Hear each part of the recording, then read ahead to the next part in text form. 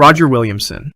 On July 29, 1973, the Dutch Grand Prix at Zandvoort became the scene of one of racing's most haunting failed rescues. 25-year-old Roger Williamson, a promising British driver in just his second Formula One race, was about to experience the sport at its most cruel. 8 laps into the race, Williamson's March 731 suffered a suspected tire failure at high speed. The car veered off the track, struck the barriers, and flipped upside down. The impact wasn't fatal. Williamson was alive, conscious, and trapped. Fuel began leaking from the overturned car. Within seconds, flames appeared, quickly spreading around the cockpit where Williamson remained pinned. He was fully aware of what was happening, calling out for help as smoke filled his lungs. Fellow driver David Purley witnessed the crash and did the unthinkable. He stopped his own race, parked his car, and sprinted across the live track to help. Purley could hear Williamson's desperate pleas from inside the burning wreckage. "For God's sake, David, get me out of here!" Purley tried frantically to push the car back onto its wheels, but the 1,300-pound vehicle was impossible to move alone. He grabbed a fire extinguisher from a marshal and fought the growing flames, but it was woefully inadequate against the inferno. The race marshals stood helplessly nearby. They had no fire-resistant clothing, no training for this situation. Rather than stop the race, officials allowed it to continue. Other drivers sped past the scene, many assuming the crashed driver had already escaped. Inside the cockpit, Williamson fought for every breath. The temperature rose rapidly. The smoke grew thicker.